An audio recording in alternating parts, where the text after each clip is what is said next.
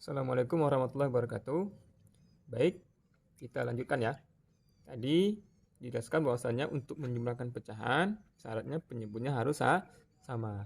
Dan yang dijumlahkan adalah pembilang na dan penyebutnya tetap. Nah, bagaimana jika penyebutnya tidak sama? Ya, seperti ini. Ada A, ini B. Maka ada dua cara untuk mengerjakannya. Yang pertama, kita samakan penyebutnya dengan menggunakan KPK, atau bisa kita gunakan langsung menggunakan sistem kali silang. Nah, seperti apa kali silang itu? Misalkan ya, ada X per A ditambah Y per B. Maka kali silang itu maksudnya adalah yang B-nya kita kalikan ke X, taruh sini. Kemudian yang A-nya kita kalikan ke Y, taruh sini. Nah, kalau di sini tambah, maka ini tambah. Kalau ini kurang, ini kurang. Nah, penyebutnya itu nanti A dikali B. Oke. Nah, coba dengan contoh ya. Seperti ini. Nah, misalkan berapakah ya? Berapakah 5 per 6 ditambah 7 per 15? Nah, ini kan penyebutnya beda nih. 6 dengan 15. Tidak boleh kita tambahkan langsung 5 tambah 7, 6 tambah 15. Tidak boleh. Tadi kan syaratnya adalah penyebutnya harus sama. Nah, artinya kita cari, ya kita ganti taruh di sebelah kanan ini, dua pecahan ini, ya, yang senilai, yang penyebutnya sama. Nah, bagaimana cara mencari penyebutnya sama? Yang mana penyebut 6 dengan 15? Nah, cara mencari penyebutnya sama itu adalah dengan menggunakan KPK. Seperti ini. Ya, kita mencari menggunakan KPK. Nah, untuk mencari KPK ini ada dua cara. Yang mungkin di SD sudah belajar. Yang pertama, dicari menggunakan pembagian bilangan prima ya. Kita coba. Ini ada 6 dengan 15. Kita mulai dari angka 2, bagi 2. 6 bagi 2 dapat berapa? Dapat 3. 15 bagi 2 tidak bisa, turun. Kemudian masih bisa dibagi 2 enggak? Enggak ada lagi. Bagi dengan 3. Bagi 3 berapa? 1. Dibagi 3 dapat 5. Masih bisa dibagi 3, tidak ada. Kemudian bagi 5. 1 turun, 5 dibagi 5 dapat 1 habis. Maka KPK-nya itu adalah hasil kali ke 3 angka ini. Ya, semuanya. Berarti 2 dikali 3 dikali 5. 2 kali 3, 6 dikali 5 adalah 30. Artinya KPK dari 6 dengan 15 adalah 30. Nah, itu cara yang pertama. Boleh juga dengan menggunakan cara yang kedua, mencari KPK ya. Seperti apa? Nah, caranya adalah cari kelipatan dari bilangan yang terbesar yang habis dibagi dengan bilangan yang lain. Nah, contoh. Bilangan terbesar berapa? 6 dengan 15. 15 ya. Nah, cari kelipatan 15 yang habis dibagi 6. Coba kita tulis 15 di sini. Kemudian yang 6-nya taruh di bawah ya. Nah, dimulai dari kelipatan pertama, 15. Coba, 15 habis nggak dibagi 6? Tidak ya? Tidak, berarti bukan KPK. Coba kita lipatkan lagi. Kita kali 2, 30. Oke, apakah 30 habis dibagi 6? Ya. Nah, kalau dia habis dibagi 6, berarti kalau dia sudah selesai, artinya 30 ini sebagai KPK. Oke, gitu ya caranya. Boleh juga. Nah, artinya kita dapat bahwasanya KPK dari 6 dengan 15 tadi adalah 30. Nah, 30 kita tulis di penyebutnya sini. 30. Di sini juga 30. Sudah sama dia. Nah, sekarang bagaimana mengisi yang di atas? Nah, yang di atas ini jangan kalian masukkan lagi 5 dengan 7 di sini. Beda dia. Ya, kalau kalian masukkan 5 dengan 7 ini nilainya tidak sama dengan ini. Ya, berbeda lagi nilainya. Nah, karena kan kita mencari pecahan yang senilai. Berarti kita tidak boleh merubah nilai yang ini 5/6. Nah, caranya adalah coba kita lihat 6 tadi berubah menjadi 30. Berarti 6 supaya menjadi 30 dikali berapa? 6 dikali 5. Artinya 5 juga dikali 5. Berapa 5 kali 5? 25. Nah, ini yang benar. Ya. Nah, sekarang 15. 15 menjadi 30. Dikali berapa? 15 kali berapa supaya dapat 30? 15 dikali 2. Berarti 7-nya juga dikali 2. Berapa 7 kali 2? 14. Nah, ini senilai dengan ini. Ya, coba kalian buktikan saja. 25/30. Coba kalian sederhanakan. Sama-sama dibagi 5. 25 dibagi 5 dapat 5. 30 dibagi 5 dapat 6. Berarti sama dengan 5/6. Artinya ini dengan ini pecahannya sama. Ya, cuma dia kelipatannya seperti itu. Oke. Nah, jika sudah sama penyebutnya baru kita gabung. Tadi ya, kita gabung menjadi sama-sama 30 ini tetap. Jangan nanti 30 jadi 60 ya, salah. Jadi tetap kita bikin 30 di sini baru nanti 25 ditambah, kalau tambah kalau kurang ya, ditambah dengan 14. Nah, baru kita tambahkan. Berapa 25 tambah 14? Itu adalah 39/30. Nah, ini masih bisa disederhanakan ya. Berapa? Nah, sama-sama kita bagi 3. Nanti dapatnya 39 bagi 3 dapat 13. 30 dibagi 3 dapat 10. Nah, 13/10 ini masih bisa dijadikan pecahan campuran, menjadinya dapat 1, sisanya 3/10.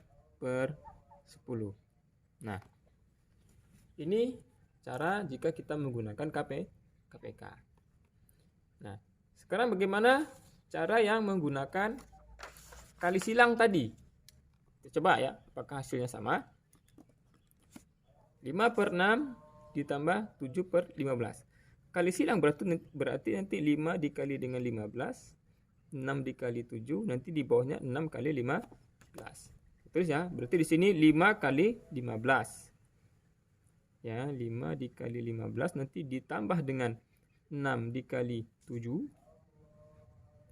6 dikali 7.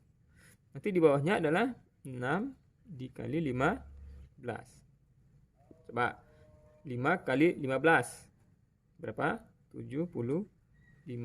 Ditambah 6 dikali 7 berapa? 6 kali 7 adalah 42. Dibagi dengan 6 dikali 15 berapa hasilnya? 90. Coba 75 ditambah 42 dapatnya adalah 100 berapa? 117 dibagi dengan berapa? 90. Nah, ini dapatnya ya 117/90. Ini masih bisa kita sederhanakan. Sama-sama dibagi 3. Coba nanti dibagi 3, ini 117 dibagi 3 dapatnya nanti 39. 90 dibagi 3 dapatnya 30. Bagi 3 lagi dapatnya 13/10 dapatnya 1 3/10. Ya, sama ya. 1 3/10. Nah, nanti tergantung kalian mana yang lebih mudah bagi kalian. Nah, tetapi cara kali silang ini tidak setiap penjumlahan bisa digunakan. Ini akan kesulitan jika kita nanti ada 3 buah penjumlahan. Ya. Nah, contoh. Nah, seperti ini ya, contoh 2. 1/6 dikurang 2/3 tambah 5/8. Nah, kalau ini mungkin kalau kita menggunakan kali silang, itu mungkin repot ya. Harus 2 kali. Kali silang ini dulu, nanti dapat hasilnya kali silang lagi dengan 8. Nah, kalau dia seperti ini, sebaiknya kita gunakan yang teknik KPK saja. Ya.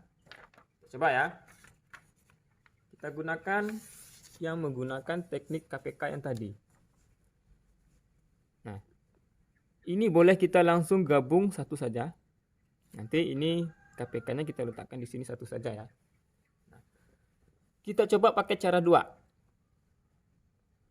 Cara 2 tadi adalah cari kelipatan bilangan terbesar yang habis dibagi dengan bilangan yang lain. Bilangan terbesarnya berapa? 6, 3 dengan 8 yang terbesar berapa? Yang penyebut ya, yang kita lihat. Antara 6, 3 dengan 8 yang terbesar adalah angka 8. Nah, cari kelipatan 8 yang habis dibagi 6 sekaligus di 3. Maka bilangannya lain kita tulis di sini. Ada 6, ada 3. Ya, kita mulai dari kelipatan pertama. Coba 8. Habis nggak dibagi 6? Tidak. Dibagi 3 habis nggak? Tidak juga. Berarti salah ya, bukan. Coba kita kali 2. 8 kali 2 berapa? 16. 16 bagi 6 habis nggak? Tidak ya. 16 bagi 3 juga tidak. Oke. Coba kita lagi dikali 3. 8 kali 3 berapa? 24. 24 dibagi 6 habis? Habis ya. 44. 24 dibagi 3 dah habis? Habis. 4 adalah 8. Bisa ya. Berarti dia harus kedua-duanya bisa ya. Kalau salah satu saja yang bisa berarti belum. Berarti ini sebagai KPK. Nah, oke. Kita sudah dapat KPK-nya adalah 24. Nah, sekarang kita mengisi yang di atas.